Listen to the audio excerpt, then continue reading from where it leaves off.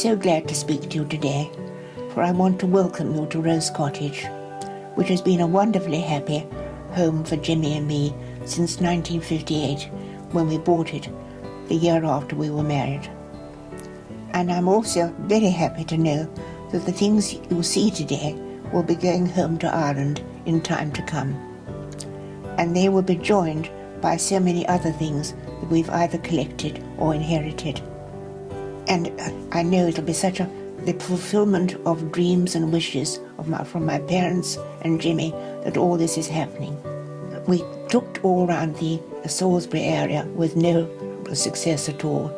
And then finally Jimmy said, I think we'd better try Andover, which, being very ignorant, I'm afraid I'd never heard of.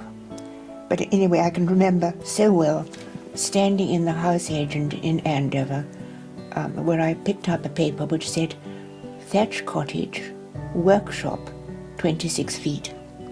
And as I'd already had a dog kennel built in my army quarter kitchen, I thought, well, that'll keep him quiet. Penton Mewsey is a very quiet, peaceful village on the edge of Salisbury Plain, and Rose Cottage faces south. It's a lovely, peaceful place. In Victorian times, it was a wheelwright and beer house, and John Isherwood believes that before then it was a Bell Inn. Jimmy was a dedicated do-it-yourselfer, and he was determined to have good foundations in everything. And so this room where we're sitting in now, he dug down about, almost 2 feet under the floor, removing the old floorboards and putting in new floorboards, because he always believed in good foundations. The dining room I can tell you more about in a minute, because that was Mr. Cutting's workshop, where he made farm implements and coffins for the village. Now, the only piece of furniture in this room that really came from Lisson Hall was the little sofa on that side of the room, where my Aunt Alice, L.L. we called her, rested on at the end of her life when she was dying of cancer. But I'd like to, while I have the chance, to tell you about some of the things which mean most to me. On this little chest behind me, you'll see framed with 3 embroidered gloves and a feathered fan, and these all belong to my great-great-grandmother, Emma Safar, who was married to my great-great-grandfather, Sir William Parker Carroll, in 1817. Family records claim that she was the daughter of Princess Amelia, daughter of George III. Sadly, we have no portrait of her, but I like to think of her as petite, fair, and very graceful, and she certainly brought great happiness to her husband and family. The silver candlestick, which you see is with a lace lampshade. The lampshade was made from the lace of my mother's wedding dress. My parents married in 1926. I would like to think that Emma Savard used a small mirror because it's so dainty.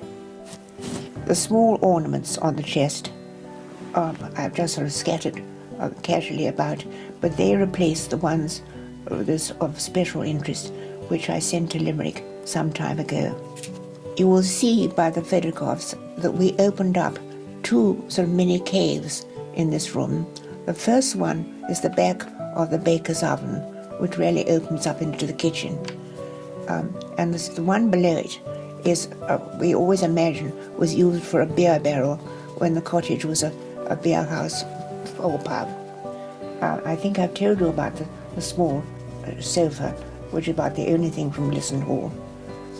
The ornaments on display on that recess of the window, they came to us either inherited from my very beloved Aunt Mary, who was married to a retired clergyman who collected the most lovely pictures, sort of pictures that you bumped into a Gainsborough or a Romney in his room.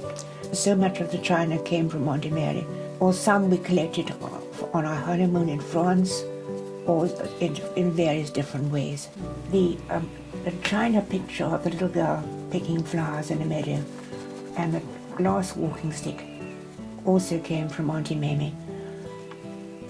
And now going up the stairs, you will see the portrait of a woman with a very elaborate gold frame.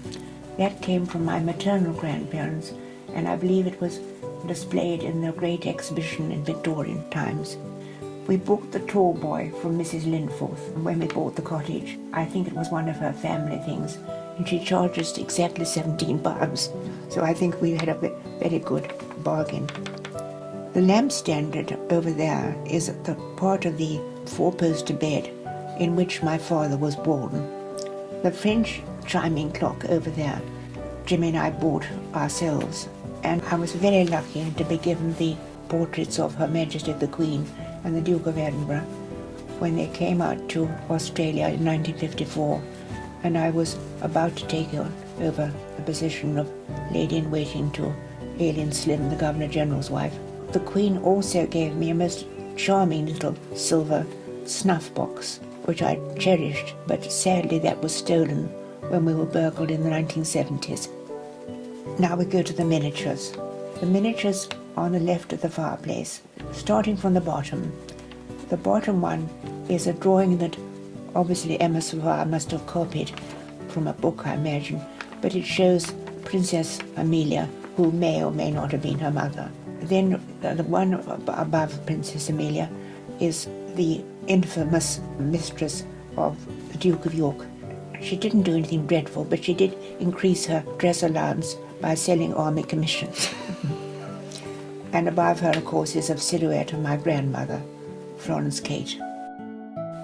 In 1958, when we bought the cottage from Mrs. Linforth, the dining room was little more than a shed, open to the slate roof, with an Elson closet and a coal bunker and quite a collection of rubbish.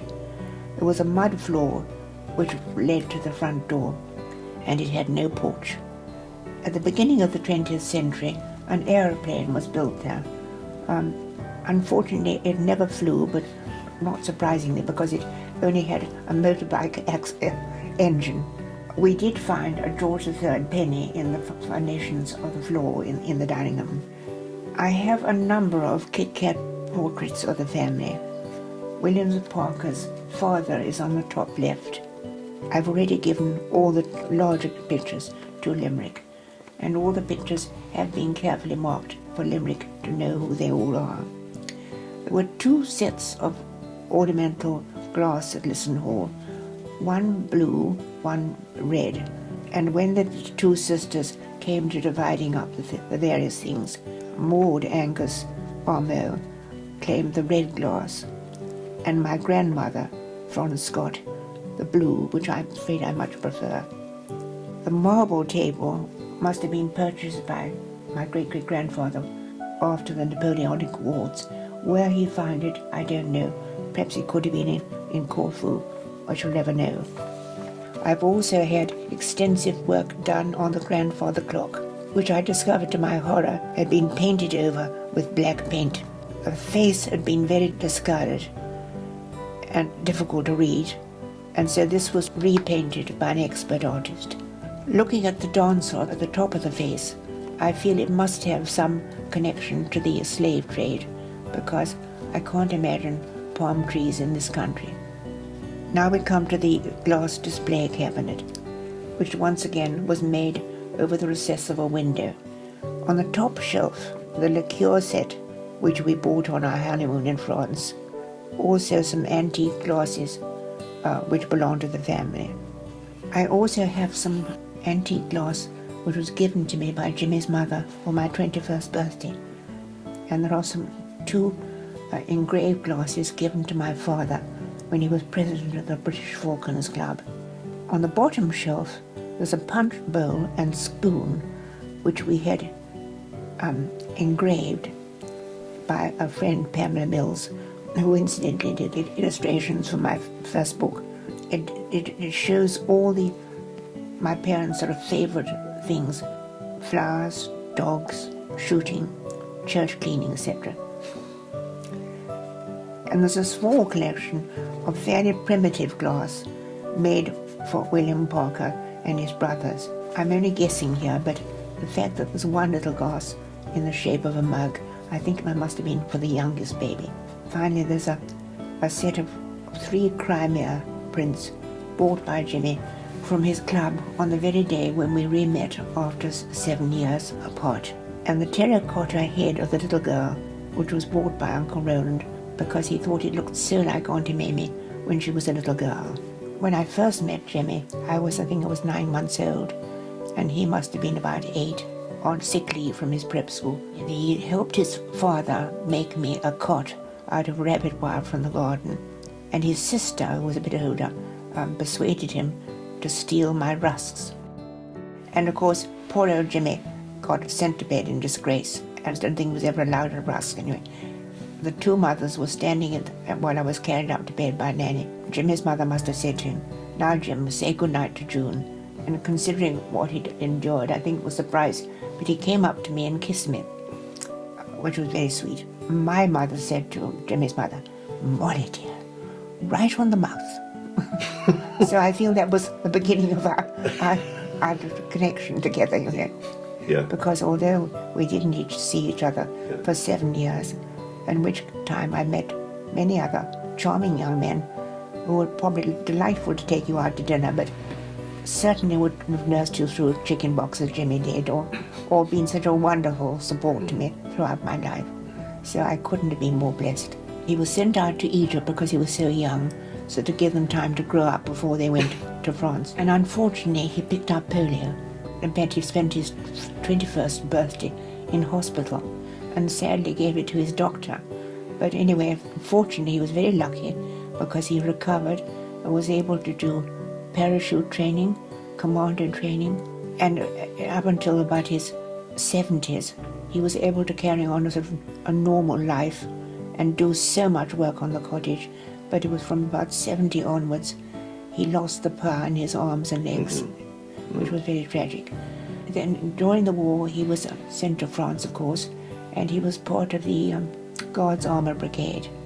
And he was there at the relief of Brussels, and in fact that night when he stayed with a Belgian family who very kindly gave him a bed for the night. And he kept up with that family for the rest of his life, which was lovely. Then he was also engaged in the relief of Arnhem, but it was at that point that he was wounded and he lost that little finger. So that was that. But it wasn't quite that, because he and some brother officers, there were about 3 unarmed planes were going to be sent into Norway to receive the surrender. And as the planes flew in, the Germans in that part had been told to dismantle their guns and to point them skywards. Instead of which, they obviously hadn't dismantled anything and were following the plane round in their sights. And when they landed, Jimmy and his friends thought, well, we better go down fighting, with this. So they seized their revolvers, got out of the plane, only to be found that the Germans wanted to help them with their luggage. But that flag I've still got. I put it over Jimmy's coffin at his funeral, and one day we'll go to the village.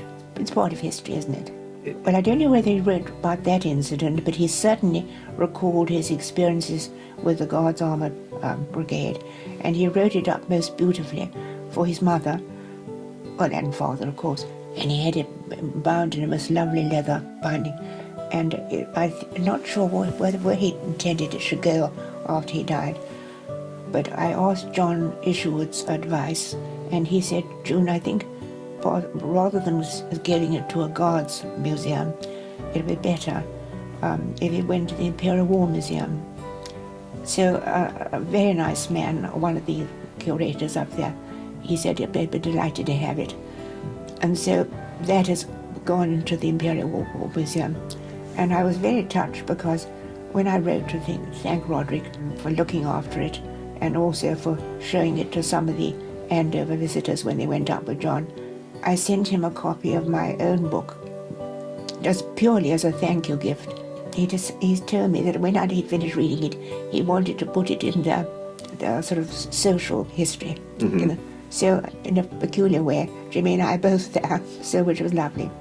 I felt I owed it to the family. I mean, Jimmy being a historian, he wouldn't have allowed me to burn the lot. But I thought, no, that I'd owe this to the family. But I must say they were in such a wild jumble of things, you know. Daddy was invited to stay with Mummy's parents. He was a young man, he must have been about 24 years he was. And because in a strange way, his aunt, Sybil, was married to one of my maternal grandmother's brothers. So there was a connection there. And it was the hunt ball season. And I think they were getting a bit short of men. So anyway, Sybil said she'd so like to bring Tina Tony to meet his Hereford relations. And Mummy was, by that time, firmly engaged to somebody, I don't even know their name. But she had a beautiful sort of sapphire ring. But she said, darling, it was just like taking a box of chocolates. It really meant nothing. Anyway, Daddy was arriving to stay for I think it was about 3 dances. And Mummy had been out in shopping, and she came back, saw Daddy for the first time on the sort of standing in front of the fire in the drawing room in her parents' house. And I think they just looked at each other and thought, this is it, you know. And you can imagine in those days it was not really the best thing for Daddy to tell his future father-in-law that he'd fallen in love and wanted to marry the only one of the daughters who was already engaged. And Grandpa, being very Victorian, was horrified and said, Tony, you'll have to leave tomorrow morning. And Daddy agreed. They promised he wouldn't write to Mummy, but in time he would come back. Anyway, so then poor Mummy was left in a dilemma because the parents of her fiancé, they said, Tina, if you tell him, he'll shoot himself. So that wasn't very, very helpful.